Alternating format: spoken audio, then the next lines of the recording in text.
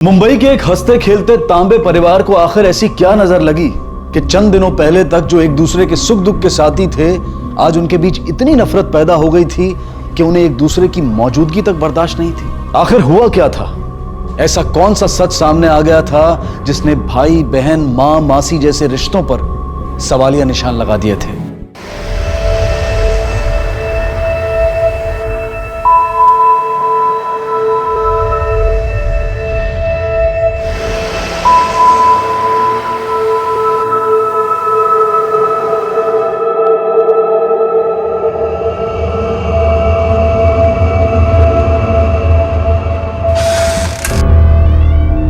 अंधेरा क्यों है?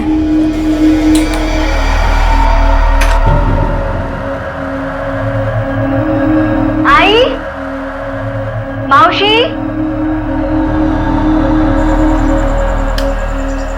हाँ गए सब लोग। आई, अनन्या,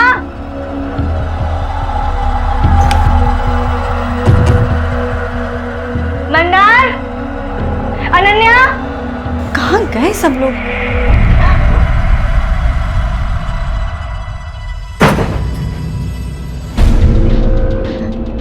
कौन है वहां पे?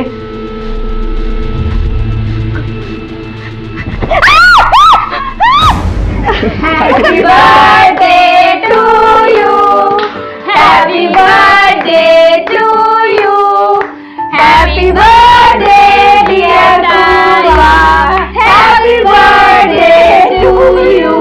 डर गई मेरी बच्ची। वाढदिवसच्या खूप खूप शुभेच्छा। थैंक यू आई। देख ताई, तुझे डराना था इसलिए हमने कैंडल भी नहीं जलाया। तो अब तो जला दे।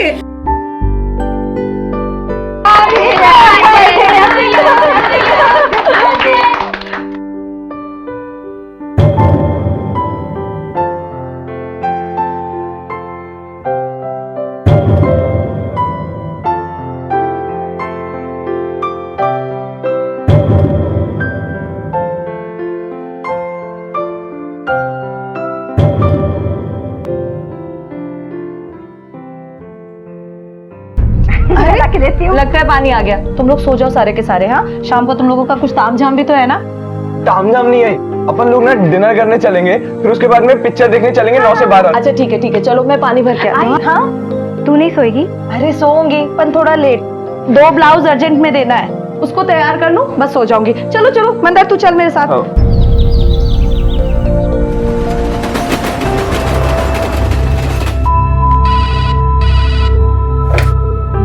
हेलो, कौन?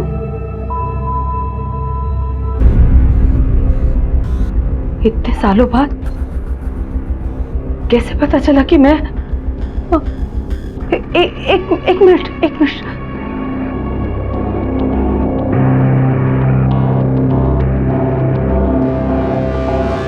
आप बोलो।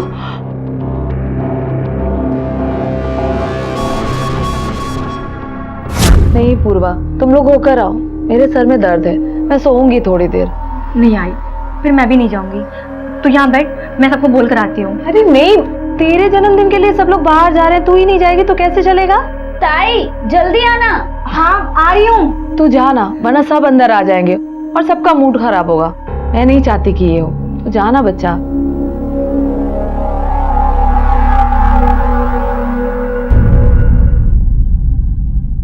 इतनी बेकार फिल्म थी ना। कहाँ बेकार फिल्म थी? इतनी अंधेरा क्यों है? मंदार जरा लाइट जला तो। खाना कितना अच्छा था ना। मेरे को आइंदा मत लेकर आना। ताई कहाँ गई?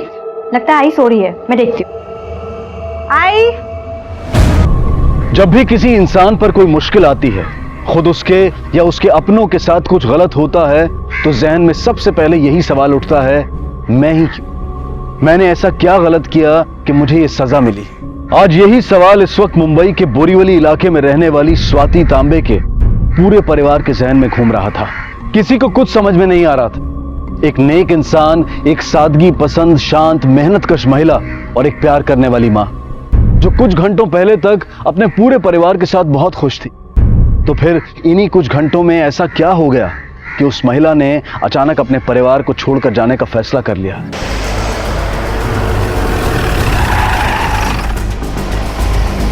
यानी ये सुसाइड केस नहीं है, क्लियर कट मर्डर केस है और सुसाइड केस दिखाने की कोशिश की गई है। नीपा, यस सर, एम्बुलेंस को बुला और बॉडी पोस्टमार्टम के लिए भेज दो।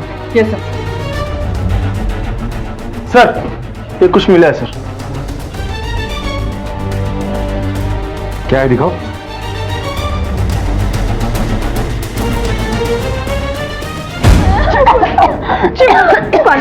अम्बे, आस पड़ोस में पूछताछ करो। आप लोगों में से कोई बता सकता है कि ये सब क्या है?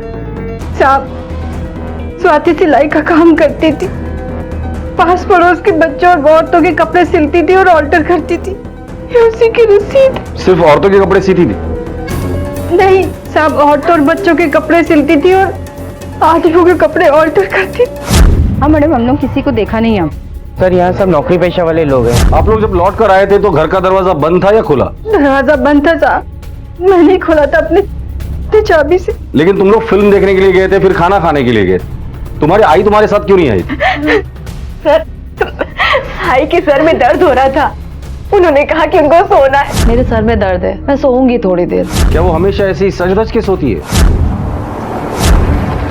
या तो वो लोग झूठ बोल रहे हैं या फिर लोगों को पता नहीं है।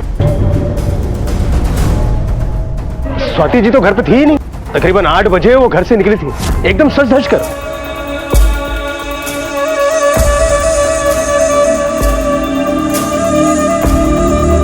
अरे भाभी, ओ भाभी जी, मतलब इतना सज धज के शादी वादी में जा रही है क्या? अरे नहीं नहीं, वो आज पूर्वा का जन्मदिन है तो बच्चों ने बाहर खाने का प्रोग्राम बनाया है, बस इसीलिए। हाँ, पूर्वा का जन्मदिन है आज? मतलब पूर्वा कितने बरस की हो गई? 21 साल की। 21 साल की? अरे भाभी, मतलब शादी की उम्र हो गई उसके लिए लड़का उड़का ढूंढ रही है? नहीं। अच्छा, मुझे थोड़ा लेट हो रहा है, मैं निकलूं? हाँ, बिल्कुल। हो सकता है हाँ, हमें सरप्राइज देने निकली हो। क्या उन्हें पता था कि आप लोग डिनर के लिए कहाँ मिलने वाले थे? हाँ सर, ये पूरा प्लान हमने आई के साथ मिलकर बनाया था सर। आपने उस रिक्शा का नंबर देखा था? मैं वो रिक्शे वाले को अच्छी तरह से जानता हूँ। हमारी लेन के आगे जो रिक्शा स्टैंड है वहीं पे खड़ा रहता है वो। अकरम नाम है उसका सर। क्या आपकी आई मोबाइल इस्तेमाल करती थी? नहीं सर, आई के पास मोबाइल नहीं था और जब भी उनको हम लोग से बात करनी होती थी तो वो घर के लैंडलाइन से फोन करती थी। लैंडलाइन के कॉल डिटेल्स निकालो। आपका शक सही है ना सर कि मेरी आई का मर्डर किया? सर मैं उस इंसान को छोड़ूंगा नहीं सर, मार डालूंगा उसको मैं सर, मार डालूंगा जिसने मेरी आई का मर्डर किया है सर। एक इंसान होने के नाते तुम्हारा दर्द मैं समझ सकता हूँ, लेकिन एक पुलिस ऑफिसर होने के नाते मैं तुम्हें समझाना चाहूंगा कि दर्द के दाग को खून से धोने की कोशिश मत करना। उससे दाग निकलते नहीं और गहरे हो जाते। रही बात तुम्हारे आई के कातिल, उसे पकड़ना हमारा काम है, वो हम पर छोड़ो। बोलो राम नाम सत्य, राम नाम सत्य, राम नाम सत्य, राम नाम सत्य, राम नाम सत्य।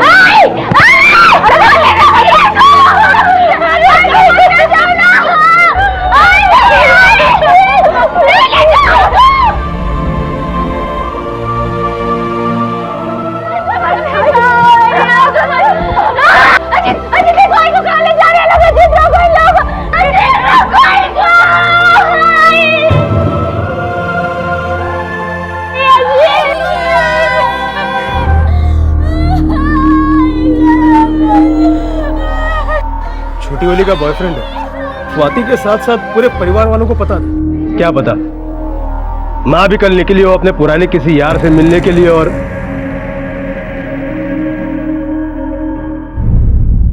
तांबे, अगर शर्मा ने ऐसे मौके पर यह बात कही है तो उस बात में कितनी सच्चाई है उसका पता लगाओ। स्वाति जैसी औरत जो दूसरों के कपड़े सीती थी, से मार के कि इसका क्या फायदा होगा? लैंडलाइन के कॉल डिटेल्स आ गए? आ चुकी है सर, लेकिन कॉल्स बहुत कम है। अधिकतर कॉल्स उन क्लाइंट्स के हैं जिन्होंने स्वाति को कपड़े सिलने के लिए दी, लेकिन एक कॉल डाउटफुल जो करीब शाम के 7 बजे आया था और 5 मिनट लंबा चला। लेकिन कॉल एक पीसीओ से किया गया था, इसलिए कॉल किसने किया था वो हमारे लिए ट्रैक करना थोड़ा सा मुश्किल हो। और वो ऑटो वाला, क्या ऑटो में बैठकर स्वाति गई थी वो? अकरम, उसे बाहर बिठाया हुआ है। हाँ साहब, उस औरत को मैंने ही छोड़ा था कल। वो मेरे ऑटो में आके बैठी और फिर मेरे को बोली रघुलीला मॉल चलने को। हम रघुलीला पर पहुंचने ही वाले थे कि अचानक उसने मेरे को रुकने के लिए बोला। मैंने ऑटो रोका, उसने मेरे को एक्स्ट्रा पैसे भी दिए। वो औरत मेरे स्टैंड की एरिया की थी साहब, इसीलिए मैं रुककर देखने लगा। लेकिन तभी मेरे पीछे वाले ने हॉर्न दिया तो मैंने पहले ऑटो साइड लिया। दोबारा देखा उधर कोई नहीं था सर, वो व्हाइट कार में बैठ के जा चुकी थी। उस गाड़ी का नंबर देखा था? नहीं साहब, मैं तो रोड के इस बाजू था, नंबर कैसे देखता। पर हाँ साहब, वो सफेद रंग की बड़ी सी गाड़ी थी, इतना मेरे को बरोबर याद है साहब। तांबे, अब तक की कहानी अगर टुकड़ों में देखा जाए तो कहानी कुछ इस तरह बनती है। स्वाति को 7 बजे एक पीसीओ से कॉल आता है। उसके बाद वो सरदर्द का बहाना बनाकर घर पर रुकती है। घर वाले बाहर निकल जाने के बाद वो सज धज कर अपने घर से 8 बजे निकलती है। रास्ते में उसकी मुलाकात शर्मा से होती। थोड़ी बातचीत करने के बाद अक्रम की रिक्शा में बैठकर और रघुलीला मॉल से पहले उतर जाती है। घर से रघुलीला मॉल पहुंचने के लिए उसे और आधा घंटा लगा होगा, मतलब 8:30 बजे। वहां उसे एक कार मिलती है और कार में बैठकर स्वाति गायब हो जाती है। फिर घर वाले रात को 12 बजे लौट कर आते हैं, तब घर पर उन्हें स्वाति की लाश मिली। राइट। अब सवाल यह है कि स्वाति को 7 बजे पीसीओ से कॉल किसने किया? शायद उसी आदमी का जिसके साथ उसकी गाड़ी में बैठकर वो कहीं गायब हो गई। आदमी, औरत भी तो हो सकती है। दूसरा सवाल, कार में बैठकर स्वाति किसके साथ गई थी और कहां गई थी और वापस कितने बजे आई थी? हो सकता है कि कार में बैठकर जाकर वापस आने के दरमियान उसके साथ ऐसा कुछ हुआ है जिसके चलते उसकी जान चली गई है। किसी ने तो स्वाति को आते जाते जरूर देखा होगा। सर, स्वाति की पोस्टमार्टम रिपोर्ट आ चुकी है। उसकी मौत फांसी लगने से नहीं बल्कि गला घोटने से हुई है।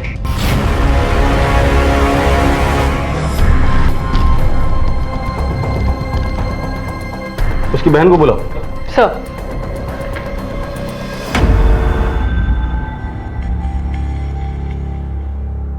साहब, मुझे तो यह भी नहीं पता था कि स्वाति हम लोगों से झूठ बोलकर उस दिन घर पे रुकी थी। फिर वो उस रात किससे मिलने गई, मैं कैसे बता सकती हूँ? उनका किसी के साथ अफेयर था? नहीं साहब, हम पांचों के अलावा इस दुनिया में हमारा और कोई नहीं है। क्या हुआ? क्या दिखा मुझे, क्या हुआ? किसने मुझे कहा ये सब करने के लिए? हाँ, जल गया ना अभी हाथ? कौन कहेगा ताई, अब आई नहीं है। चुप कर, मैं हूं ना।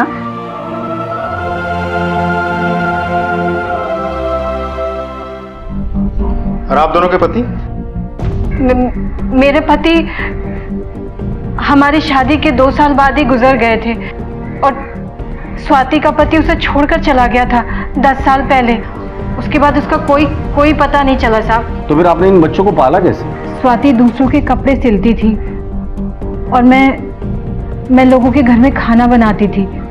फिर पूर्वा की कॉल सेंटर में जॉब लग गई तो मैंने काम छोड़ दिया और घर की जिम्मेदारी संभाल ली। कहाँ काम करती थी आप? कल्याण में साहब, जहाँ हम पहले रहते थे। कल्याण से बोरीवली शिफ्ट होने की कोई खास वजह? एक गुंडा था, दत्ता, वो उसकी पूर्वा पे बहुत बुरी नजर थी। यहाँ भी 1-2 बार आया था साहब शुरू में। बाद में स्वाति ने उसका इलाज कर दिया था। कैसे? यहाँ के जो लोकल कॉर्पोरेटर है ना, पिंगले साहब, उन्होंने हमारी मदद की थी साहब। कॉर्पोरेटर? आपने पुलिस की मदद क्यों नहीं ली? लड़की का मामला था, बदनामी के डर से पुलिस के पास नहीं गई। ठीक है, आप जा सकते हैं।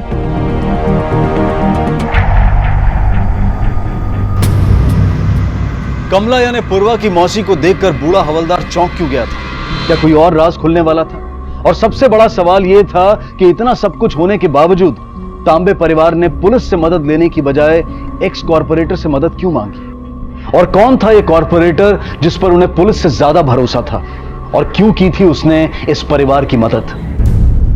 खून खोल गया मेरा साहब। जब मेरे को पता चला कि मेरे वार्ड की महिला को कोई परेशान कर रहा है, इसलिए मदद कर दी उसकी मैंने। अब ये भी बता दीजिए, इस प्रोटेक्शन की कीमत क्या वसूल की थी आपने? राव देना साहब। पिंगले साहब, यार टाइम पास करने नहीं आया हूं मैं, एक खून की इंक्वायरी कर रहा हूं। फिलहाल एक्स कॉर्पोरेटर हूँ, इसलिए आप भी तेवर दिखा रहे हो। कीमत चुकाने के लिए पैसे नहीं थे उसके पास, इसलिए उसकी एक शाम अपने नाम पे लिखवा ली थी मैंने। जिस रात उसका कत्ल हुआ वो आपसे ही मिलने आ रही थी ना? नहीं सर, उस दिन तो मैं मुंबई में ही था, शिरडी गया था बाबा के दर्शन करने। एक मिनट सर, ये गाड़ी तो अकरम ने हमें जिस गाड़ी की डिटेल्स दी थी वो डिटेल्स इस गाड़ी के साथ बिल्कुल मैच करती है सर। पता करो ये पिंगले उस रात मुंबई में था या शिरडी गया था? Yes sir. सर हो सकता है इस कॉर्पोरेटर के बीच में आने से ये गुंडा दत्ता चिढ़ गया हो और इसीलिए उसने स्वाति को मार डाला हो। उठाकर लेकर आओ इस दत्ता को। Yes sir. चलो। तांबे, एक बात समझ में नहीं, जब रेशमा को पूछा कि वो पुलिस की मदद क्यों नहीं ली तो वो डर गई। का मतलब ये फैमिली कुछ तो छुपा रही है हमसे।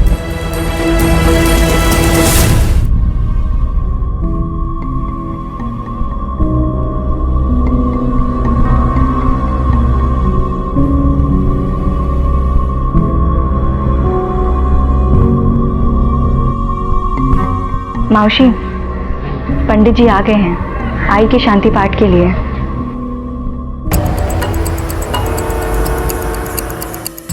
साहब एक बात बोलनी थी। बोलो। वो स्वाति की बहन है ना, वो रेशमा है। रेशमा? उसका नाम तो कमला तांबे है। नहीं साहब, वो रेशमा है। जब मैंने उसको देखा तो मुझे लगा कि मैं इसे जानता हूँ। आज से 10 साल पहले जब मैं कमाठीपुरा पुलिस स्टेशन में था तो उसी एरिया में धंधा करती थी। अरे साहब बहुत फेमस थी ये।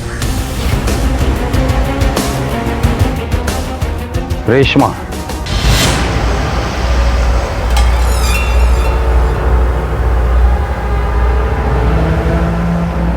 कैसे लाए? बस इतने? अंतिम संस्कार और पूजा पाठ के लिए इतना काफी नहीं है? जब अपने पाप धोने हो ना तो मुआवजे पे ध्यान नहीं देते।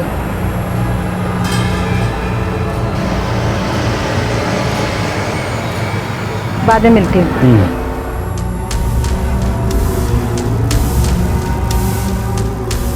भाऊ, गए महीने का 7,000 हुआ ना, ये लो गिरी। कैसी हो रेशमा?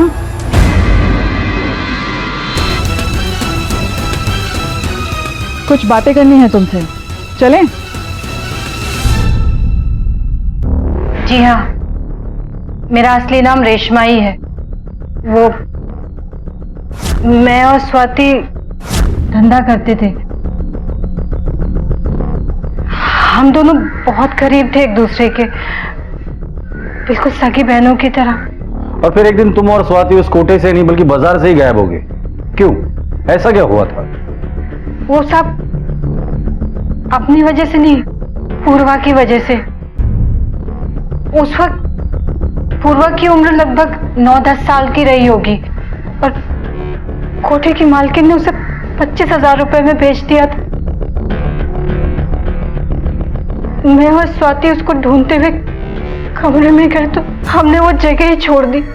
हमने अपने पास के कुछ पैसों से कल्याण में एक खोली किराए पर ले ली और एक नया जीवन शुरू किया। लेकिन उस हादसे के बाद से पूर्वा एकदम जिंदा लाश की तरह हो गई थी साहब। न कुछ बोलती थी, न सुनती थी, न कुछ कहती थी। स्वाति से अपनी इकलौती बेटी की ये हालत देखी नहीं गई। एक मिनट। पूर्वा स्वाति की इकलौती बेटी थी, तुम्हारा कोई बच्चा है नहीं। फिर ये मंदार और अनन्या, ये किसके बच्चे हैं?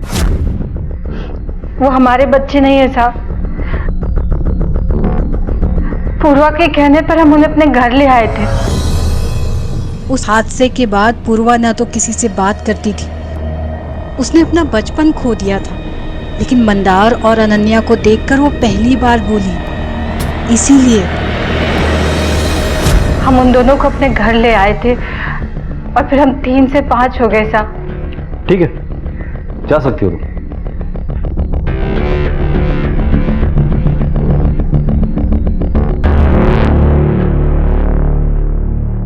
सर, दत्ता को ले आए। हाँ साहब, मैंने उसको उठाने की कोशिश की थी। मैं उसके पीछे बोरीवली तक गया था, लेकिन उसका वो कॉर्पोरेटर का हाथ था ना उसके ऊपर। जिस रात कत्ल हुआ उस रात तू कहाँ था? कल्याण के वर्षा बाद में साहब। मैं उधर नौकरी करता था, 3 बजे तक मैं उधर ही था साहब।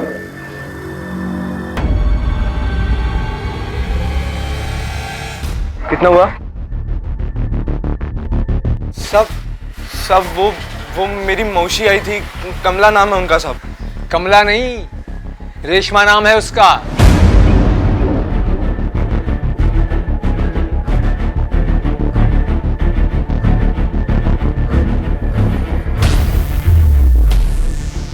नहीं, मैं देखती हूँ, मैं बात करती हूँ। मंदार चल यहाँ से, चलो घर चल, चल जा। घटिया औरत, हाथ मत लगाना मुझे। मंदार, पागल हो गया क्या तू? ज्यादा पी ली तूने? चल देखा चल। छोड़। कौन सा घर? सारा जिंदगी भर बेवकूफ बनाया तुम लोगों ने मुझे। पूरी असलियत पता चल चुकी है तुम लोगों की, पूरी दुनिया को मालूम पड़ चुकी है। स्वाति भाई और ये दूसरी रेशमा भाई कमाती पूरा की नामचीन करवाया। हिम्मत कैसे हुई तेरी ये लफ्ज़ जुबान पे लाने की? हाँ, इनके बारे में सच्चाई पता लगी तो ये बोल रहा है। खुद के बारे में भूल गया तू? जब तू नंगा खड़ा था सड़क पे अपनी बहन के साथ। अरे मैं और मेरी बहन उधर ही सड़क पे मर जाते तो अच्छा रहता, लेकिन तुम लोगों ने जो बदनामी के टीके लगाए ना इधर माथे पर, उसको मैं मिटा के रहूंगा, चाहे उसके लिए मुझे तुम लोगों को ही क्यों ना मिटाना पड़े। चल निकल यहाँ से। ईमानदार!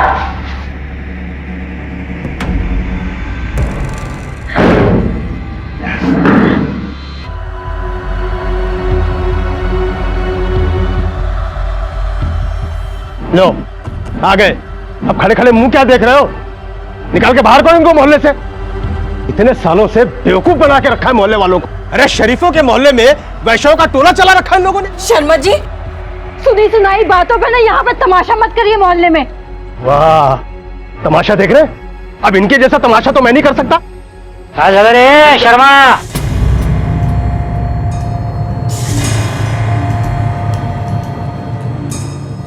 अरे शायद क्या प्रॉब्लम है? काय को बोमा लगा के रखा है इधर?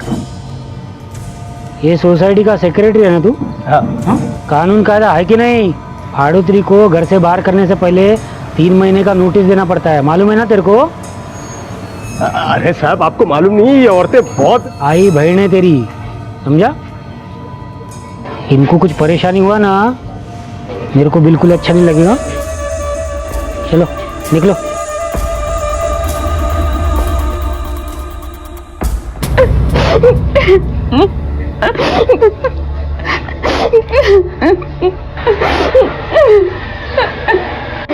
क्यों रो रही है? जो शर्मा कह रहे थे वो सब सच है ना?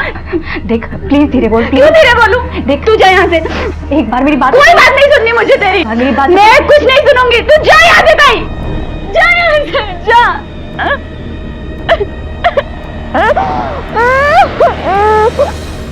स्वाति की मौत के बाद उसके और मौसी के अतीत में देह व्यापार से जुड़े होने के सच ने हंसते खेलते तांबे परिवार को झकझोर कर रख दिया।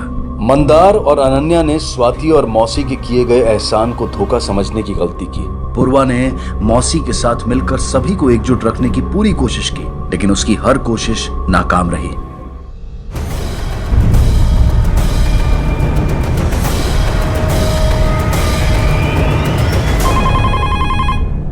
नमस्कार, इंस्पेक्टर धनावड़े बोलते हैं। क्या?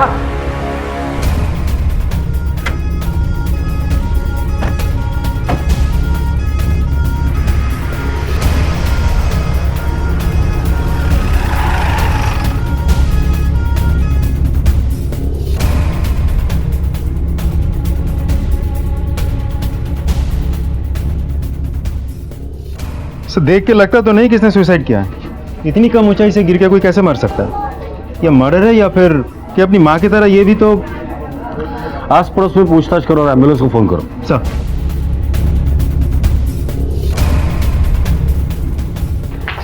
घर में कोई भी नहीं है और दरवाजा भी खुला पड़ा है, और ये पूरा का फोन मिला है जिससे लास्ट कॉल अनन्या को गया था करीब 12 बजे। कॉल लगा उसे। Yes sir.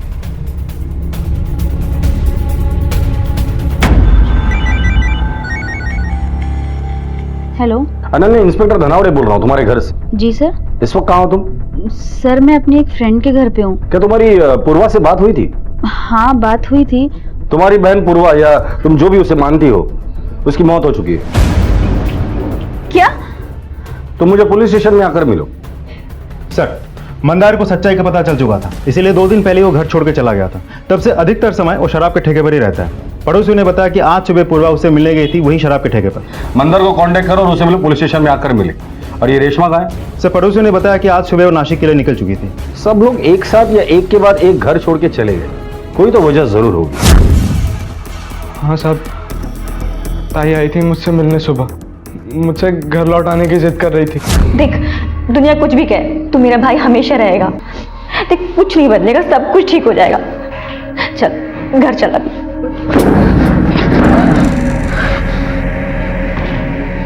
ना तेरा मेरा कोई रिश्ता था, ना है, ना रहेगा। निकल यहां से। मेरी वजह से जान दिया ताई ने। मैं नहीं मारा अपनी ताई को। सर, अपनी असलियत जानने के बाद, आई और मौसी के बारे में जानने के बाद इतना बड़ा धक्का लगा था मुझे कि मैंने एक बार भी ताई के बारे में नहीं सोचा और मैं उन्हें छोड़ के चली गई। मुझे माफ कर दो ताई। सर, इतनी कोशिश करने के बाद भी हम रेशमा को ट्रेस नहीं कर पाए। उसका फोन यही मुंबई से ही स्विच ऑफ आ रहा है, तो हमें यह भी नहीं पता वो नासिक गई भी थी या कहीं फरार हो गई। नीपा को फोन करके पता करो कि पूर्वा के कॉल सेंटर से उसे क्या इंफॉर्मेशन मिली है। Okay sir.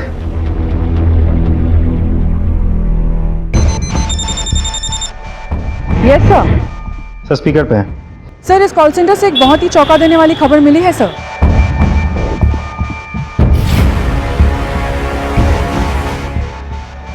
Okay thanks. Yes sir. ताई अगर कॉल सेंटर में काम नहीं करती थी तो फिर कहाँ काम करती थी? हमें इस बारे में कुछ नहीं पता है सर। पूर्वा का जो कॉल रिकॉर्ड आया था उसमें फैमिली मेंबर्स के अलावा और किसको कॉल किए थे? सर, कॉल रिकॉर्ड्स के हिसाब से सबसे ज्यादा कॉल्स अजीत को की गई थी। पिछले 48 घंटों में अजीत ने पूर्वा को 10 बार और पूर्वा ने अजीत को 6 बार कॉल किया था। ये अजीत कौन है? मेरा बॉयफ्रेंड है सर। सर, अनन्या घर छोड़ के चली गई थी। पूर्वा ताई ने उसे बहुत बुलाने की कोशिश की, लेकिन वो आई नहीं। फिर उन्होंने मुझसे कहा कि मैं कैसे भी तरह उसे मनाकर घर लाऊं। बस इसी मामले में हमारी बात हुई थी सर। बस इतनी सी बात हुई थी और कुछ नहीं सर। तो फिर इस मैसेज का मतलब क्या हुआ?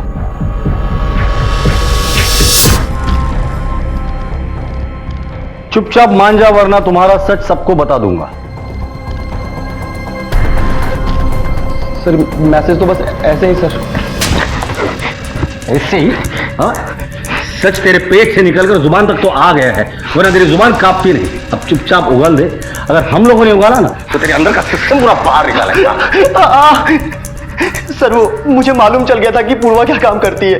कहाँ मिलेगा ये शेट्टी? साहब छोड़ो साहब, प्लीज साहब, गलती हो गई साहब, छोड़ो साहब, मेरा गलती हुआ साहब।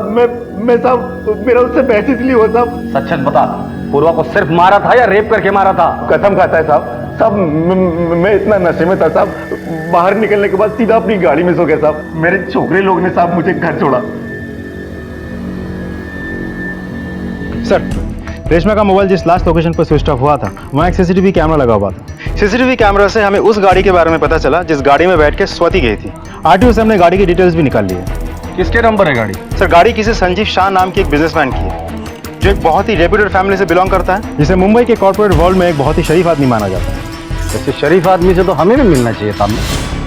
जब स्वाति का कत्ल हुआ तो मुझे पता था कि आप लोग एक न एक दिन मुझे बुला लेंगे। मतलब आप इस बात को मानते हैं कि आप स्वाति को जानते हैं? जी हाँ सर। सर, कॉलेज के दिनों में मेरे दोस्त कामाटीपुरा जाया करते थे। मैं भी उनके साथ होता था। मेरी और स्वाति की पहली मुलाकात वहीं हुई थी। सर, मुझे उससे प्यार हो गया। मैं उससे शादी करना चाहता था, लेकिन उसने मना कर दिया क्योंकि वो ये नहीं चाहती थी कि उसकी वजह से मेरी फैमिली अपने बेटे को और मैं अपनी फैमिली को खो बैठूं। उसने मुझे कसम दे दी सर कि मैं उस दिन के बाद उससे कभी नहीं मिलूं, और उसकी बात मानकर मैं उस दिन के बाद वहां पर कभी नहीं गया। फिर स्वाति से दोबारा कब मिले? सर, उससे नहीं, मैं रेशमा से मिला था। रेशमा से? जी हाँ सर। रेशमा स्वाति की बहुत करीबी थी, इसलिए हमारे बारे में जानती थी। अभी कुछ 5-6 साल पहले ही उसका अचानक से फोन आया और उसने कहा कि जिस वक्त मैं और स्वाति अलग हुए थे, स्वाति प्रेग्नेंट थी। मतलब पूर्वा तुम्हारी बेटी है? जी हाँ सर। रेशमा चाहती थी कि मैं पैसों से स्वाति और पूर्वा की मदद करूं, जो कि मैंने की। हर महीने वो मुझसे पैसे लेती रही और मैं देता गया। कैसे लाए? सर, रेशमा की डिमांड्स बढ़ती जा रही थी सर। मुझे उस पर शक हो गया कि कहीं जो पैसे मैं दे रहा हूं वो स्वाति को देने के बजाय खुद पर तो इस्तेमाल नहीं कर रही थी। सर, मुझसे रहा नहीं गया और एक दिन मैंने अचानक स्वाति को फोन किया। कौन? दूसरा स्वाति आपसे मिलने आई थी? जी हाँ, मैं मिलने गया था उससे।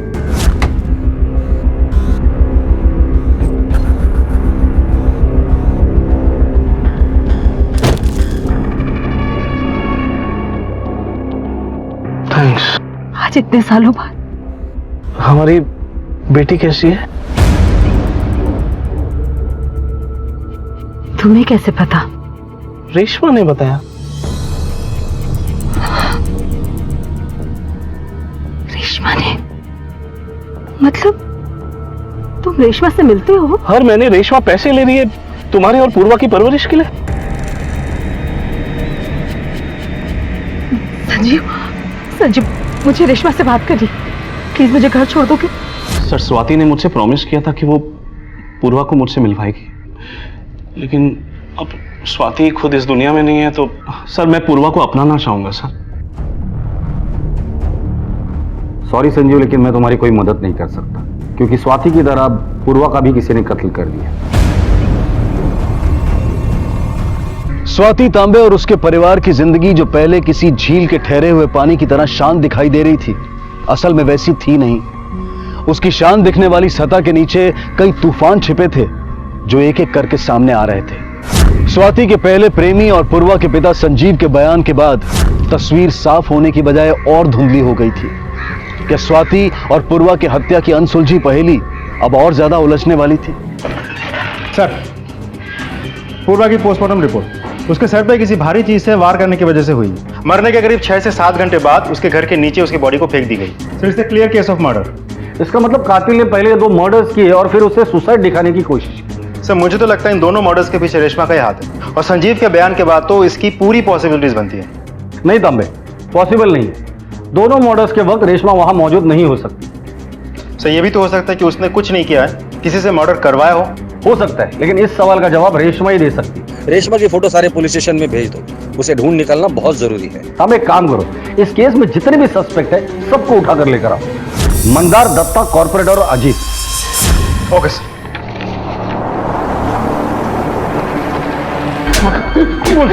तो बता दे, मेरे को क्यों मार रहे हो?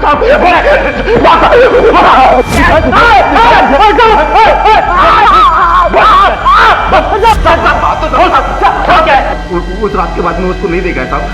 मुझे माफ कर देते, मुझे माफ कर देते। मैं अभी तक मुंह नहीं खोला। अब बची सिर्फ रेशमा, जो कि हमारे पहुंच से दूर है। सर, रेशमा पे शक जाने का एक स्ट्रॉन्ग रीजन ये भी है कि बिना किसी को कुछ बताए वो यहाँ से गायब हो गई थी, और फोन मुंबई से ही बंद था ताकि हम लोकेशन ट्रेस ना कर पाए। मुझे तो लगता है दोनों मर्डर्स के पीछे रेशमा का ही हाथ है। साहब, रेशमा आपसे मिलने आई है।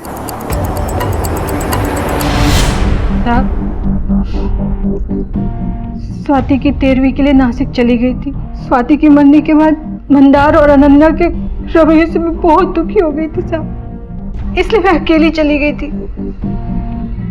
फोन भी बंद कर दिया था ताकि ये 2 दिन शांति से रह सके। वैसे आपकी जानकारी के लिए संजीव शाह से हमारी मुलाकात हो गई है।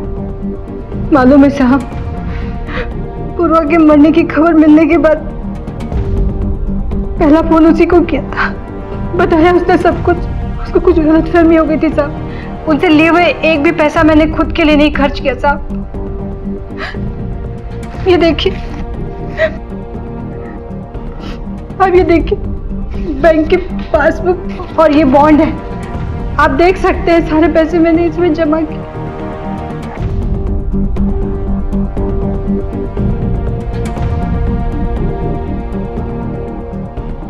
अगर ये पैसे आपको खुद के लिए नहीं चाहिए थे तो आपने स्वाति को बताया क्यों नहीं इस पैसे के बारे में?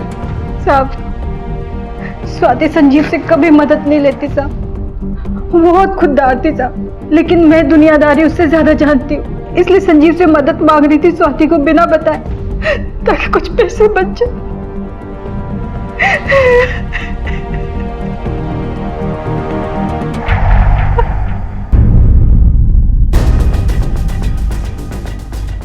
क्या सोच रहे हैं सर?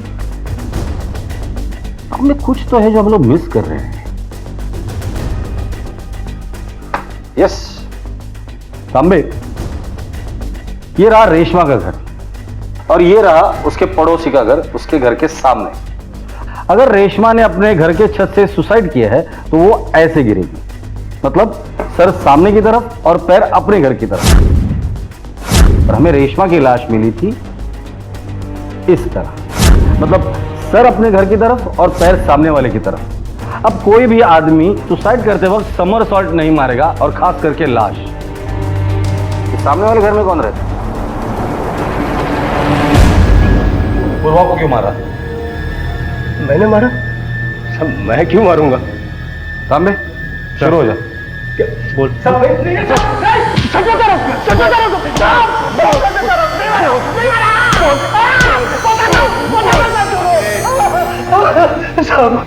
उसको पता चल गया था कि स्वाति को मैंने ही मारा, इसके लिए उसको मारना पड़ा साहब। स्वाति को तुमने मारा था? स्वाति पर पहले से मेरी नजर थी साहब, लेकिन वो हाथ रखने नहीं देती थी कभी भी। फिर एक दिन जब वो बाहर निकली तब उसने मुझे बताया। शादी वादी में जा रही है क्या? अरे नहीं नहीं, वो आज पूर्वा का जन्मदिन है तो बच्चों ने बाहर खाने का प्रोग्राम बनाया है। लेकिन मैंने पूर्वा और बाकी लोगों को बातें करते सुना था दरवाजे पर। नहीं पूर्वा, तुम लोग होकर आओ, मेरे सर में दर्द है, मैं सोऊंगी थोड़ी देर। लेकिन जब उनके जाने के बाद स्वाति घर से निकली, वो भी एकदम सच धज कर। जाइए ना। मुझे शक हो, मैं उसका पीछा करने लगा।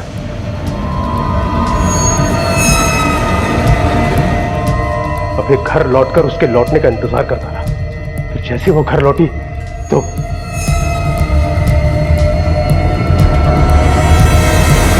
जब जुबान खामोश हो जाती है तो लहू पुकारता है, और तेरे आस्तीन में तो 2-2 मासूमों का खून लगा हुआ था। तेरा बचना तो मुश्किल था शर्मा, इम्पॉसिबल।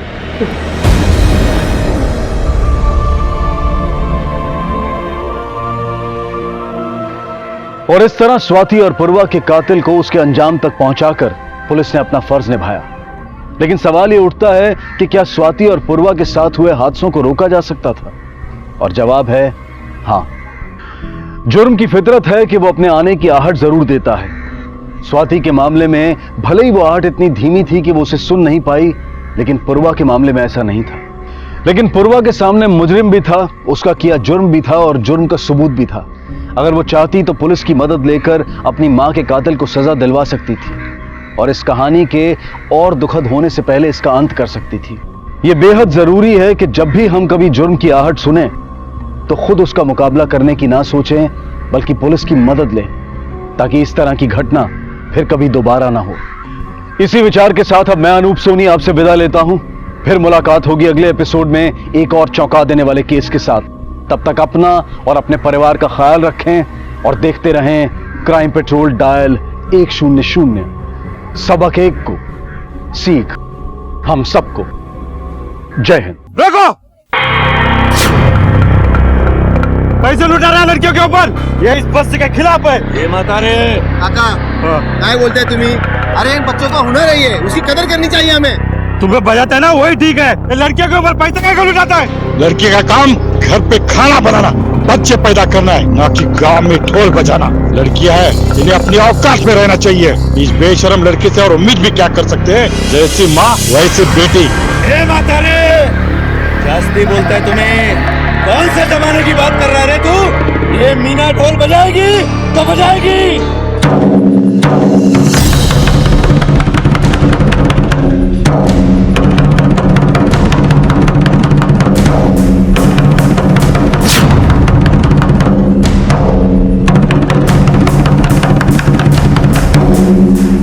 सिर्फ 15 मिनिट ये ढोल गले में लटका कर घूम के दिखा, फिर बात कर। हिम्मत असेल ना तर ढोलला हात लावायचा, नाहीतर बांगड्या भरून घरात बसायचं, कळलं? कला तो हर कोई साफ ही होती है, तो देखने वाले की नीयत में होती है। मीना बजा।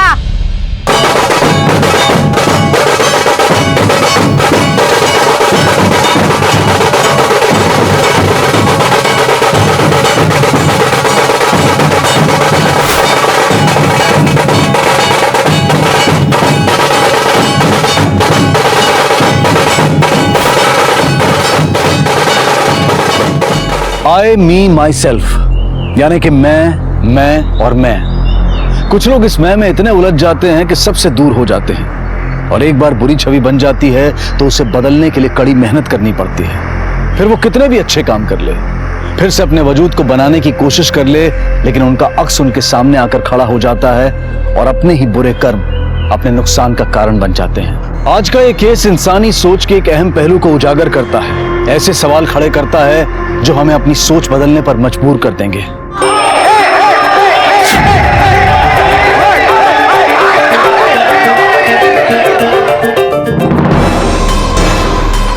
हे काय करतात? अरे ट्रॉफी कोई ऐसे फेंकता है? हमारे बेटे ने जीता है उसे। पता है, मगर किसने? ड्रामा में। ये सब करने के लिए कॉलेज में भेजा क्या तुझे? बाबा मत बोल मुझे बाबा।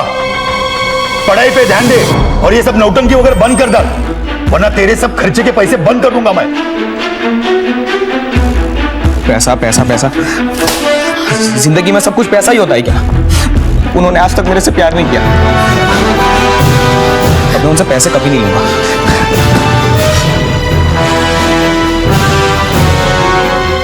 आंटी, आप जाके बाबा को समझाएं, हम सब फ्रेंड्स कौशिक को समझाएंगे।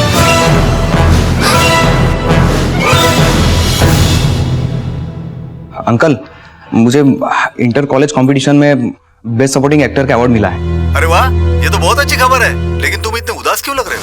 वो बाबा कॉलेज आए थे, सबके सामने तमाशा करके चले गए, पैसों का रोब दिखा रहे थे। अब तो मैं कसम खा रहा हूँ, मैं उनसे कभी भी पैसा नहीं लूंगा।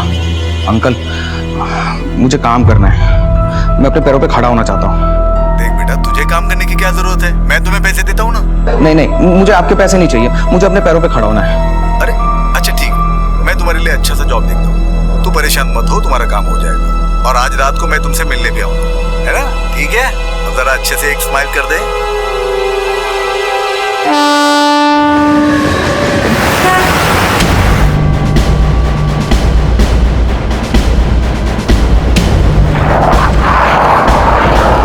साहेब मी फोन केलं होतं, एक मुलाची लाश पडलेली आहे इथे। बॉडी को पोस्टमार्टम के लिए भेज दो, इसके घर वालों को इन्फॉर्म करो और हॉस्टल में जाके इसकी पूछताछ करो। Okay sir.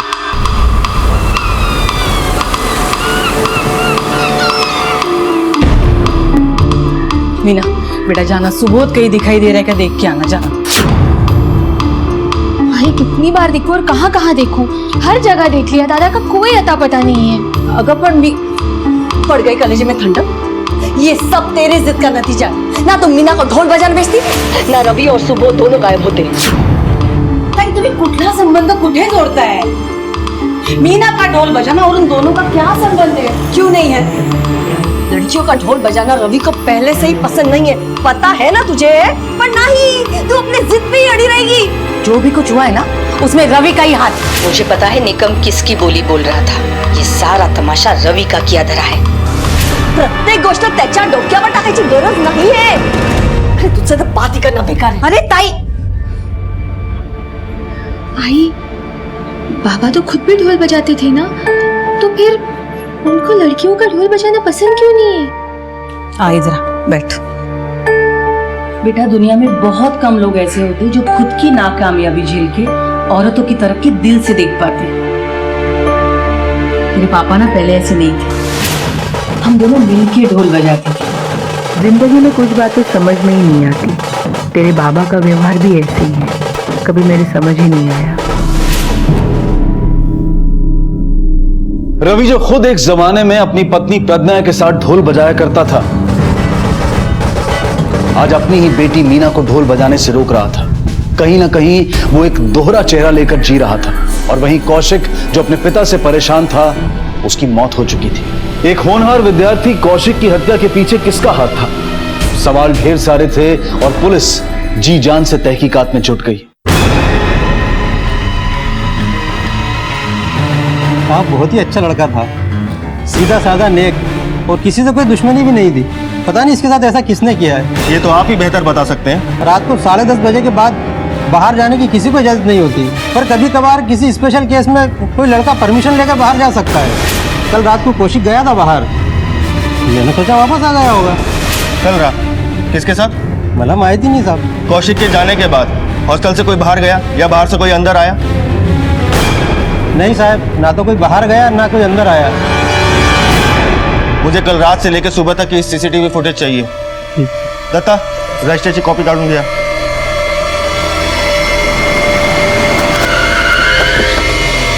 Kaushik bright student था।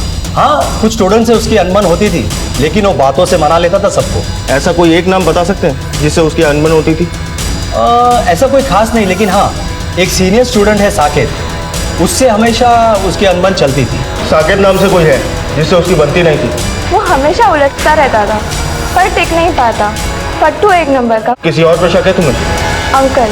ये अंकल कौन है? पिछले कुछ महीनों से ये अंकल उसकी जिंदगी में आए और उसे कोई भी प्रॉब्लम होती तो वो उन्हें तुरंत कॉल करता और वो हेल्प करने आ जाते। इस अंकल का कोई नाम पता मालूम है?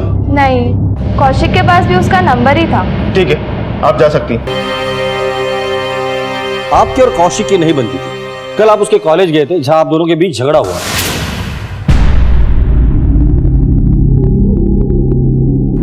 इस बाप बेटे की अनबन नहीं होती साहब। बचपन से लेके आज तक उसकी हर ख्वाहिश हमने पूरी की।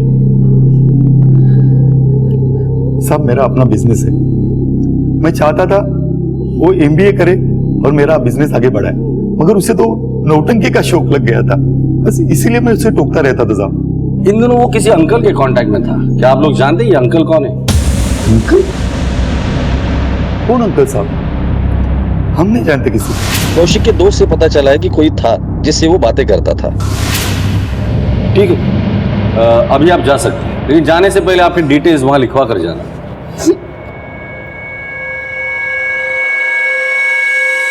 इनके डिटेल्स क्रॉस वेरीफाई कर लेना और ये अंकल कौन है उसका पता करो। Okay sir. अरे रवि, अरे काय झालंय तुला? लंगडतोस का? और कल रात भर कहा था तू, और तू कल घर क्यों नहीं आया? कुछ तो बोलेगा मुझे, जवाब तो दे। आल्यापासून नुसती पिट पिट पिट पिट लावले। माना कि मैं तेरा छोटा भाई हूँ, लेकिन हर बार टोकना जरूरी है क्या? अब मैं कोई दूध पीता बच्चा नहीं हूँ जो कहाँ गया था, इतनी देर क्या कर रहा था, सब बातों का जवाब दे दूं। काय बोलतोस तू रवि? मैंने अपनी पूरी जिंदगी तेरे लिए दांव पे लगा दी। बचपन से तुझे पाला पोसा। खुद के बारे में कभी सोचा नहीं मैंने, सिर्फ तेरे बारे में सोचा। बात डाला तूने जो कुछ भी किया ना मेरे बारे में, उसका ढिंडोरा पीट चुके पूरे गांव में। अब ये नाटक बंद कर दे। देख पहले मैं बहुत परेशान हूँ और एहसानों का बोझ मेरे सर पर डालते और परेशान मत करो मुझे। और तूने कुछ नहीं किया मेरे लिए, बिना शादी के मेरे सर पर बैठ गई हूँ यहाँ पर। बाबा की दुकान पर भी नागिन जैसे बनकर बैठ गई हूँ। अब ये घर बचा है, इसे भी हड़पना चाहती हो?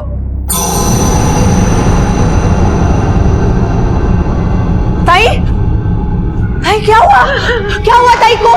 कुछ नहीं हुआ उसको, मर नहीं गई वो। मुझे पहुंचाए बगैर मरेगी भी नहीं वो। कैसे बात कर रहे हो आप? क्या किया है ताई ने? कुछ नहीं किया उसने, जो भी किया है तूने किया है।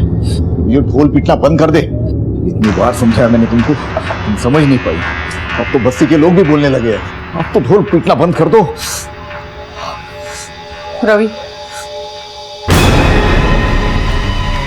मेरा ढोल बजाना मुझे उस वक्त भी पसंद नहीं था और आज भी पसंद नहीं है। ढोल बजाते वक्त तुम्हारा मटकना, तो तुम्हें छूने की कोशिश करना, पैसे उड़ाना, छी, घिन आती थी मुझे इन सब से। रवि, वो मेरी कला का सम्मान था। जो भी हो, आज के बाद तुम और मीना ढोल नहीं बजाओगी, बस। शायद तुम्हारी इसी घटिया सोच की वजह से तुम कभी अच्छे प्रेमी नहीं बन पाए, ना ही अच्छे पति और ना ही अच्छे बाप। मैं क्या कर सकता हूं और क्या नहीं, ये तुम्हें जल्द ही पता चलेगा।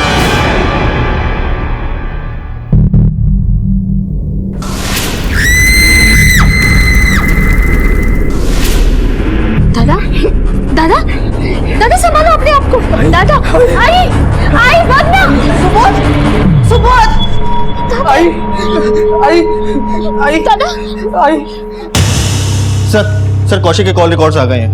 मदन की काफी कॉल्स हुई हैं, लेकिन बात नहीं हुई। सुबह तो ये लोग झगड़े की बात कर रहे थे, फिर अचानक इतने सारे कॉल्स। ये मदन जब कौशिक को कॉल कर रहा था तब मदन की लोकेशन क्या थी ट्रैक करो। सर, और उस अंकल का पता चल गया? सर इस अंकल के नंबर से इसकी डिटेल्स मिल गई है। महेंद्र में रहता है, रवि गाड़े नाम है। 17 साल पहले इसकी बीवी जल के मर गई थी। उसी सिलसिले में इसे अंदर भी किया था, लेकिन लैक ऑफ एविडेंस की वजह से ये छूट गया। वैसे रवि करता क्या है? सर एफआईआर के मुताबिक ये किसी बैंड में ढोल बजाता था। और सर अब इसकी छोटी सी पान बीड़ी की दुकान है। सर रवि के परिवार में अब दूसरी बीवी है प्रज्ञा, उससे एक बेटी है मीना, पहली पत्नी से एक बेटा है सुबोध, उसकी एक बिन ब्याही बहन भी है विद्या।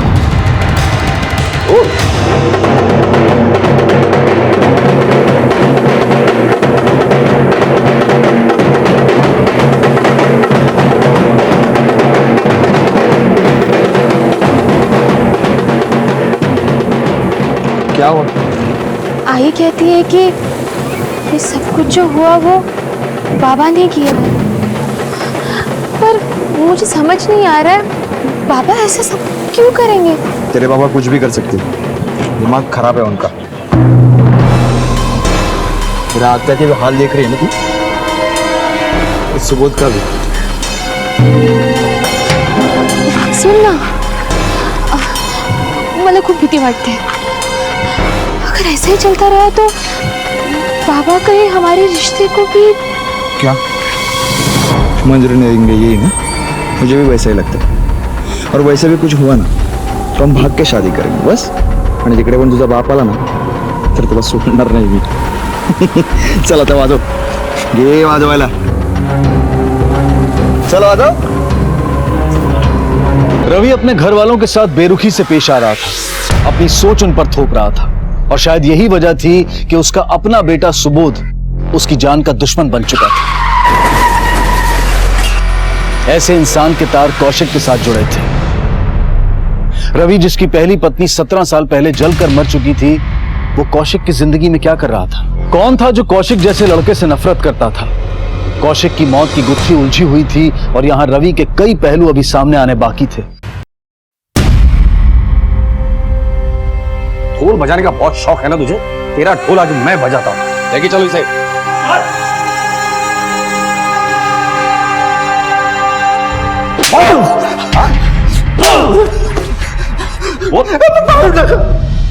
मारू टका बड़ा कौशिक ही दे रहा तो मैं जिंदा रह के क्या करूंगा?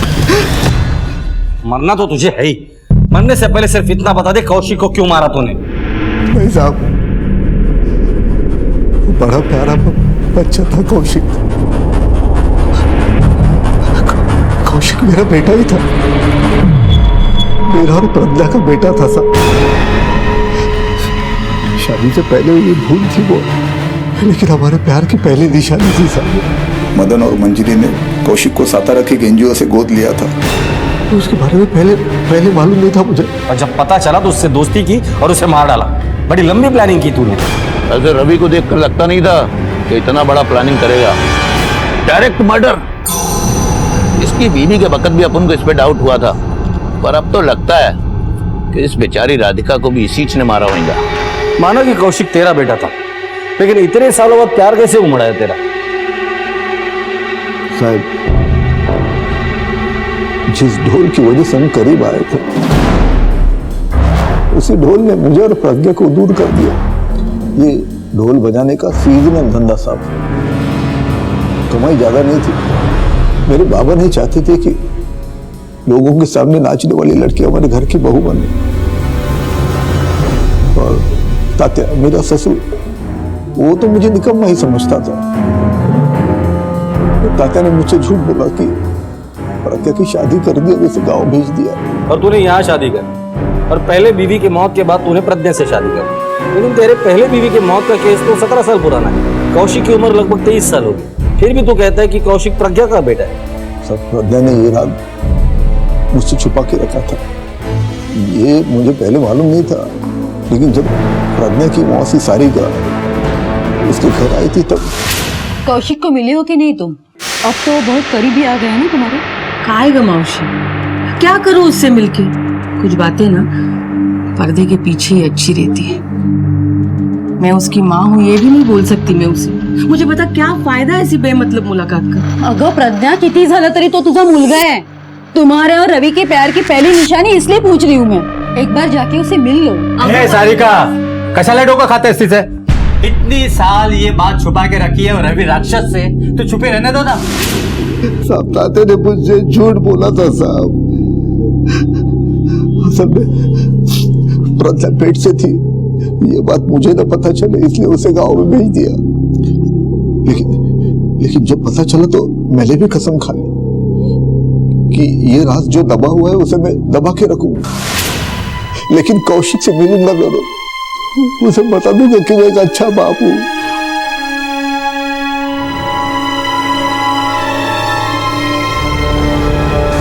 दुनिया को बता दूंगा कि मैं इतना बुरा भी नहीं हूं जितना वो समझते हैं। हाँ, यही भलाई दिखाई ना तूने।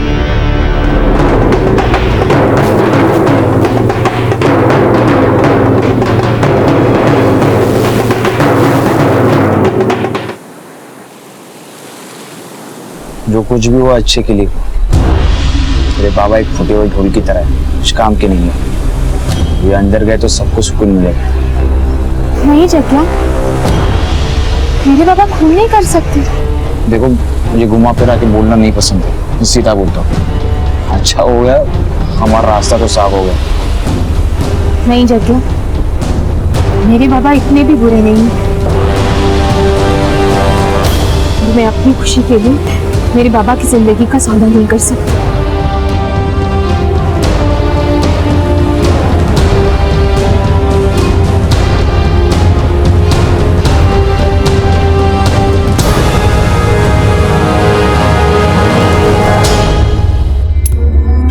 मेरी बात पहले अगर माने होती तो आज ये दिन देखने नहीं पड़ता। उस रवि ने तुम्हारी जिंदगी खराब कर दी। उम्र क्या है तुम्हारी? 17 साल, नाबालिग हो तुम। अगर किसी को पता चल गया कि रवि का बच्चा तेरे पेट में है तो छी थू करेंगे। अब मेरी एक बात सुन, यहाँ से सीधा सतारा जाना है, सारिका मौसी के यहाँ, समझी के नहीं? तेरे जाने के बाद उस निकम में रवि ने शादी कर ली। मुझे लगा अब सब कुछ ठीक हो जाएगा, पर नहीं, उसने अपनी बीवी को जलाकर मार डाला। तूने कौशिक के साथ दोस्ती की, उसका विश्वास जीता और खिलवाड़ किया उसकी जिंदगी के साथ। कौशिक और उसके बाप के बीच दरार डालने में भी तू कामयाब हो गया। नहीं साहब, नहीं, उसके पापा से मुझे कोई लेना देना नहीं था। उसके बाद पैसा था, नाम था, लेकिन वो कौशिक को समझ ही नहीं पाया था। कौशिक के मन में उसके लिए नफरत बढ़ गई और मेरा काम आसान हो गया साहब। वो बाबा आए थे, सबके सामने तमाशा करके चले गए। देख बेटा, तुझे काम करने की क्या जरूरत है? मैं तुम्हें पैसे देता हूँ ना, तू परेशान मत हो, तुम्हारा काम हो जाएगा। मेरे और कौशिक के बीच में एक अटूट सा नाता जुड़ गया था साहब। आज मेरे पास गाड़ी है, बंगला है, बैंक बैलेंस है। तुम्हारे पास क्या था? अरे अंकल आप बताओ ना।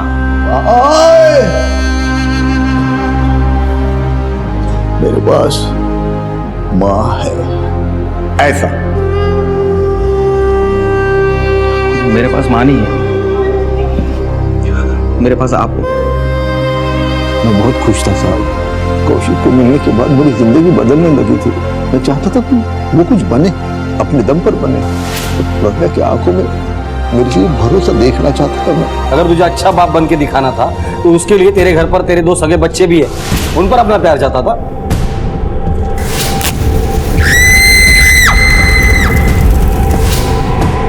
मेरे बच्चे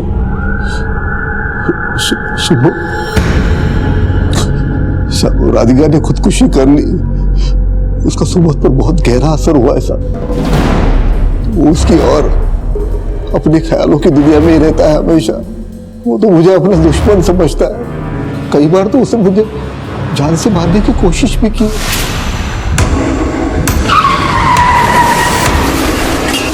सुबोध के अलावा तुम्हारी एक बेटी भी है ना? लेकिन वो प्रज्ञा उसे कुछ बोलने नहीं देती साहब। वो ढाल मन के सामने आ जाती है, जैसे किसी वो उसकी माँ है और मैं जल्लाद हूं साहब। यहाँ पर मुझे समझने वाला कोई नहीं है साहब। लेकिन जब कौशिक की बात सामने आई तो मुझे रोशनी की किरण नजर आई थी। लेकिन मेरा कौशिक, मैंने कौशिक को नहीं मारा। फिलहाल तो इसे जाने दो। कौशिक के कॉन्टैक्ट लिस्ट में जितने भी लोग हैं सबके डिटेल्स दिखा दो। ओके। ढोल के 2 सिरों की तरह एक तरफ रवि की इतनी बुराइयां हैं कि हर कोई उससे नफरत करता है।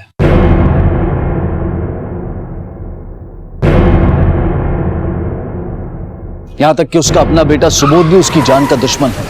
और वहीं दूसरी तरफ रवि का कौशिक के साथ रिश्ता बिल्कुल अलग है। अपनी अच्छाइयों से रवि उसके साथ एक नई सुंदर दुनिया बनाना चाहता है।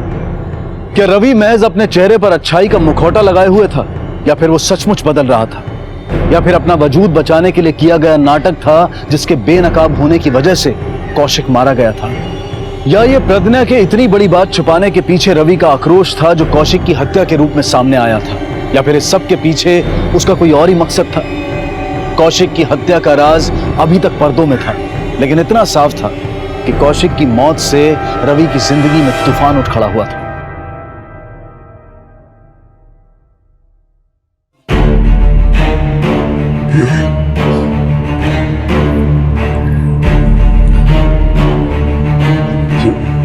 पोलिसांनी मला सोडलं की उनको गलतफहमी हो गई थी कि कौशिक को मैंने मारा। मैंने कुछ नहीं किया था।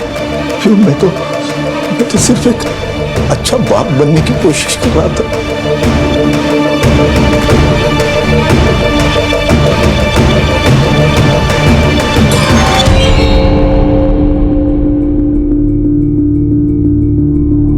सर, आपका शक सही निकला।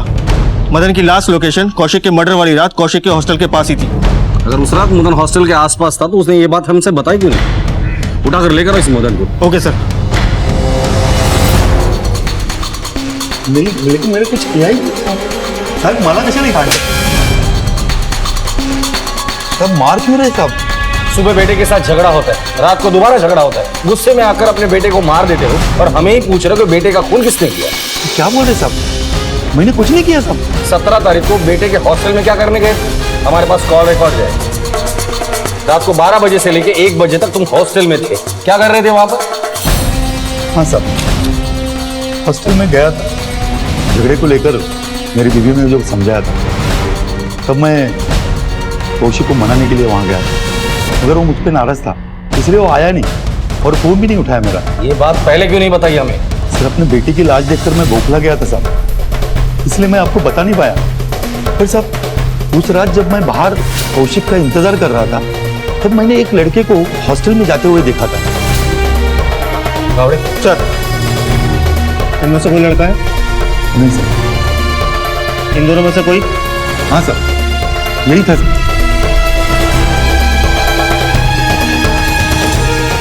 सर, साकेत तो 2 दिन से हॉस्टल में आया ही नहीं। मैंने उसका कमरा बंद कर दिया है। इस साकेत की फोटोग्राफ हर पुलिस स्टेशन में सर्कुलेट कर दो और मुंबई से बाहर जाने वाले सभी रास्ते पर नाकाबंदी लगा दो और एक टीम साकेत के घर पे भेज दो। Okay sir. हेलो, क्या? ठीक है, हम वहां पहुंच रहे हैं।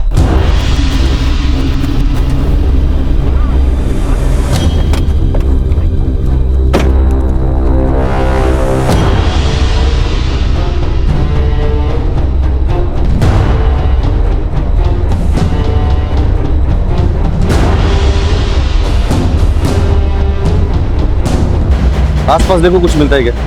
वैसे भी लाश ढोल में मिली, इसका मतलब कोई आसपास वाला ही होगा और रवि के दुश्मन भी कम नहीं थे। सर, लाश को देख के लगता है पूरे जन्म का बदला लिया। पहले इसके बेटे को मारा, फिर इसे। सर, इन दोनों के मर्डर में क्या कनेक्शन हो सकता है? कनेक्शन तो जरूर है और जिस दिन ये कनेक्शन का पता चल जाएगा ये दोनों मर्डर केस सॉल्व हो जाएगा। साकेत का मोबाइल सर्विलेंस पे डाल, इस साकेत का मिलना बहुत जरूरी है। और ये रवि, इसके घर वालों को इन्फॉर्म करो और रवि के मोबाइल की आखिरी लोकेशन क्या थी ये भी बता दो। Okay sir.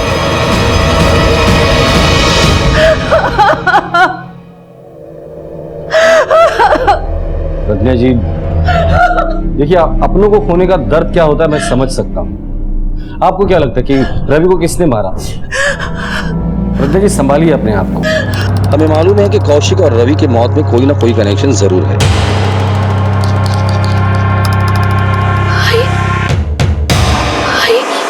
दादा, कुछ सापड़त नहीं। ये आपके बेटे सुबोध के बारे में बात कर रही है? कहाँ है वो? कुछ पता नहीं, कल रात से घर नहीं आया है। बाप बेटे में झगड़ा हुआ था? नहीं, झगड़ा नहीं हुआ था, लेकिन दादा कोयती लेके पापा को मारने गए थे। मैं छोड़ूंगा। दादा काय करते हो इसे? दादा सुबोध को जाना था। अरे बेटा, मैं आपको और रोने नहीं दूंगा। नहीं, सुबोध ने रवि को मारा और कहीं छुप कर बैठा है वो। नहीं, सुबोध ऐसा नहीं करना। सुबोध नहीं कर सकता ऐसा कुछ भी। साहब, रवि को तो कोई भी मार सकता है। ये बात तो तय थी कि रवि ने कई दुश्मन बना रखे थे और वो हर एक के निशाने पर था। किसने दी रवि को ये दर्दनाक मौत? क्या कौशिक की मौत और रवि की मौत एक दूसरे से जुड़ी हुई थी? पहले बेटे और फिर पति की मौत से प्रज्ञा पर गम का पहाड़ टूट पड़ा था। इस ढोल को पहचानते हो? हाँ सर, ये जग्या का ढोल है। कहाँ मिलेगा ये जग्या?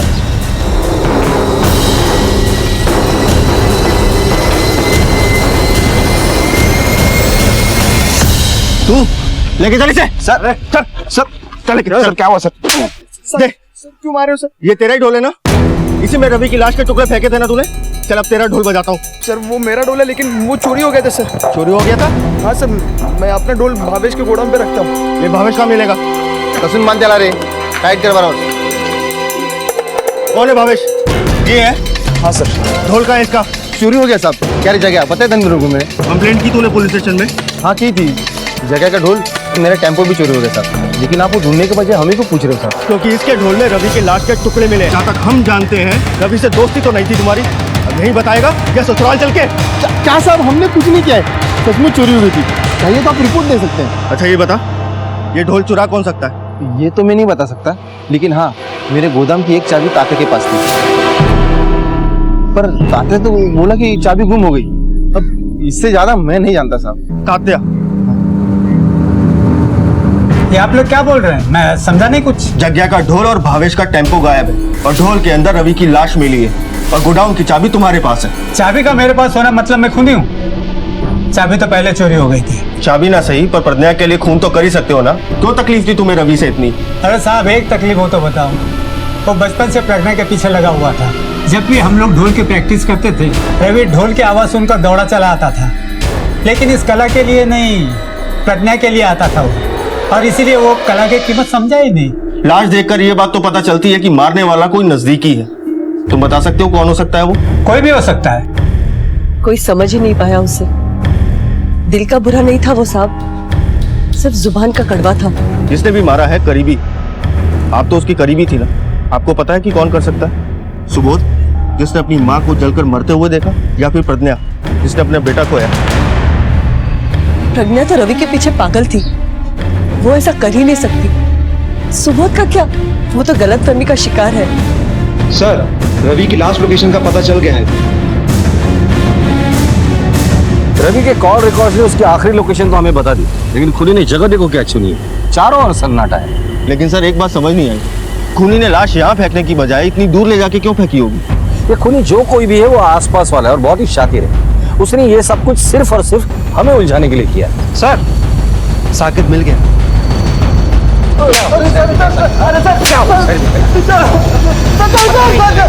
वार्डन और सीसीटीवी को चकमा देकर मर्डर का प्री प्लान बनाया तूने? नहीं सर, ये कोई प्री प्लान मदद नहीं।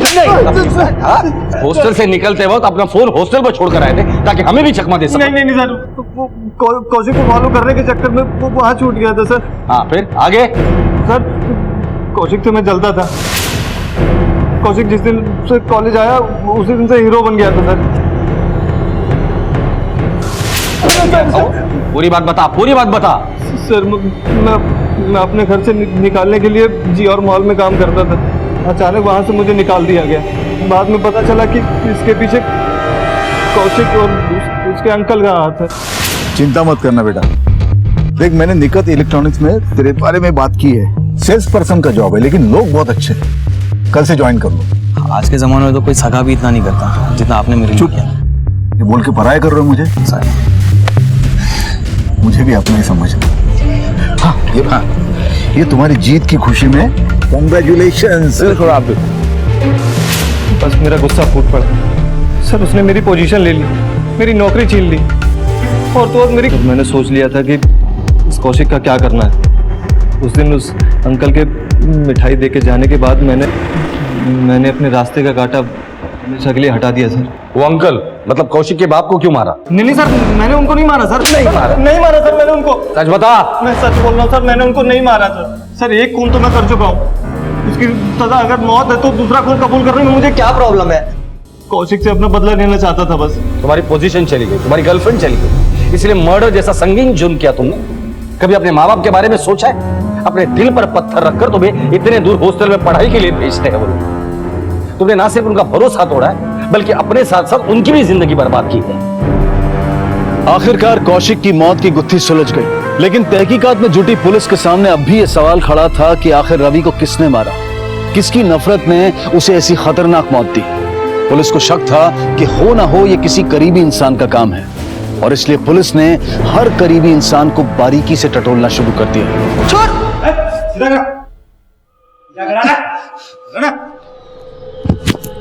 क्यों मारा अपने बाप को?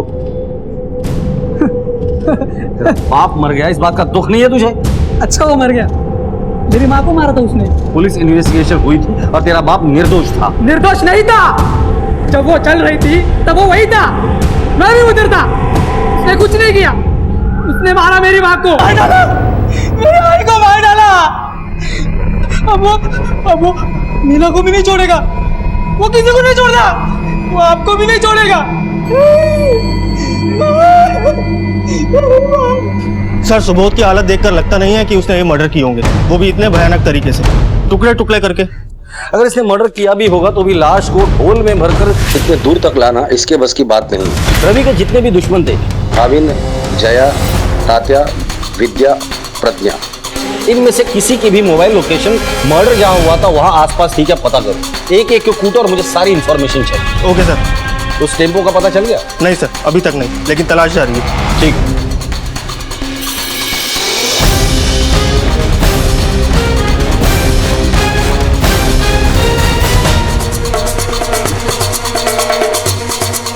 सर ये देखिए सर, इसके मोबाइल रिकॉर्ड के हिसाब से ये मोबाइल रवि के मर्डर स्पॉट के पास एक्टिव था। बैक रिकॉर्ड देखते हुए हो सकता है कि ये कारनामा इसी ने किया। अपनी खबरियों को काम पे लगा दो, मुझे किसी भी हालत में चाहिए। Okay sir. बेटा मैं समझा रहा हूँ, कितना रहोगे आप लोग? अब यहाँ रहने से क्या फायदा है? चलो अपने गांव चलते हैं। नहीं तात्या, अब यही मेरा घर है, चिंता करने की कोई जरूरत नहीं है, मैं सब कुछ संभाल लूंगी, किसी को कहीं जाने की जरूरत नहीं है।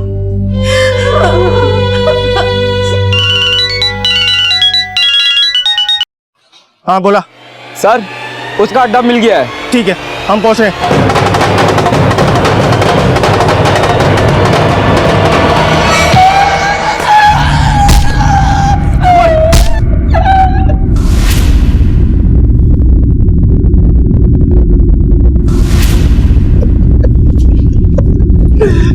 क्यों मारा रवि को? बोल क्यों मारा रवि को?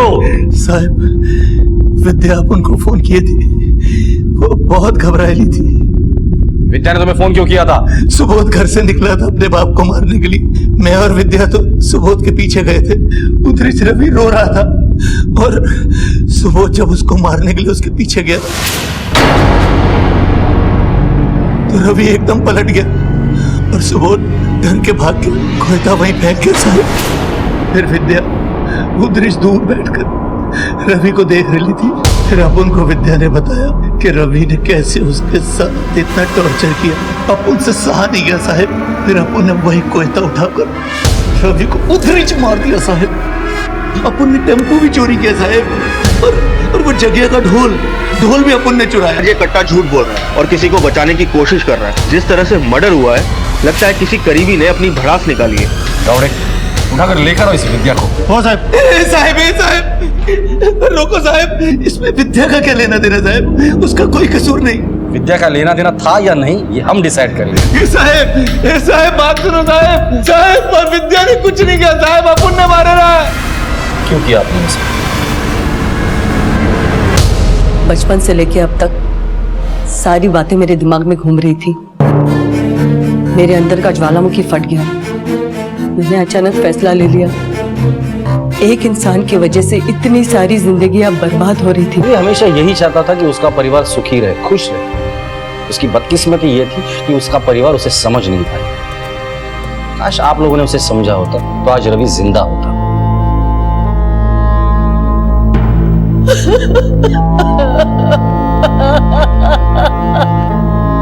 रिश्तों में जब मैं घुलता है तो जन्म लेती है नफरत। रवि ने जिंदगी भर किसी से बेहतर रिश्ते बनाए ही नहीं, और जब बनाने चाहे तो शायद तब तक बहुत देर हो चुकी थी। विद्या के दिल में रवि के लिए पनपती नफरत ने ज्वालामुखी का रूप ले लिया था और एक बहन के हाथों भाई की हत्या की शक्ल में सामने आया। रवि अगर अपनी इस मैं से बाहर निकलता और प्रज्ञा, विद्या, मीना और सुबोध के साथ रिश्ते बेहतर बनाता तो शायद रवि की जिंदगी कुछ और ही होती। प्रज्ञा कौशिक से उसका राज ना छिपाती, तात्या अपनी बेटी को रवि से दूर ना करता। इंसान इसी मैं के चक्कर में ना सिर्फ दूसरों से दूरी बना लेता है बल्कि खुद भी बेचैन और अशांत ही रहता है। सिर्फ अपने लिए जीना जीना नहीं है, जिंदगी तो वो बेहतरीन है जो औरों के भी काम आए। इसी विचार के साथ अब मैं अनूप सोनी आपसे विदा लेता हूं। फिर मुलाकात होगी अगले एपिसोड में एक और चौंका देने वाले केस के साथ। तब तक अपना और अपने परिवार का ख्याल रखें और देखते रहें क्राइम पेट्रोल डायल 100। सबक एक को सीख हम सबको। जय हिंद। इस तरह के और भी एपिसोड देखने के लिए हमारे चैनल को सब्सक्राइब करें और बेल आइकन दबाना ना भूलें।